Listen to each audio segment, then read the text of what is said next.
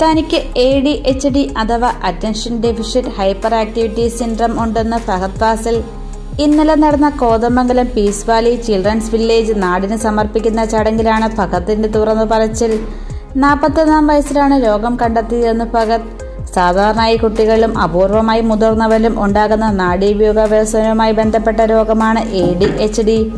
കഴിഞ്ഞ ദിവസം ഫഹദിനെ പറ്റി തമിഴ് തെലുങ്ക് താരം ശ്രീയ റെഡ്ഡി നടത്തിയ പ്രസ്താവന ശ്രദ്ധേയമായിരുന്നു. ഫഹദിന്റെ സിനിമകൾ പലതും കണ്ടെന്നും അതിലെ അയാളുടെ പെർഫോമൻസ് കാണുമ്പോൾ ജീവിതത്തിൽ ഫഹദ് എക്സെൻട്രിക് ആണെന്ന് തോന്നുമെന്നാണ് ശ്രീയ പറഞ്ഞത്. ഫഹദ് മാത്രമല്ല, ഇത്തരത്തിൽ എക്സെൻട്രിക് സ്വഭാവമുള്ള കഥാപാത്രം ചെയ്യുന്ന എല്ലാ നടന്മാർക്കും ഈ സ്വഭാവം ഉണ്ടാകാൻ സാധ്യതയുണ്ട്. അല്ല എന്ന് അവർ പറയുന്നത് എങ്കിൽ അത് നുണയാണ്, ശ്രീയ പറയുന്നു. ശ്രീയയുടെ ഈ അഭിപ്രായത്തിന് പിന്നാലെയാണ് ഫഹദിന്റെ ഈ തുറന്നു പറച്ചിൽ. എന്താണ് ADHD? കൂടുതൽ വിവരങ്ങൾക്കായി ചാനൽ സബ്സ്ക്രൈബ് ചെയ്യൂ.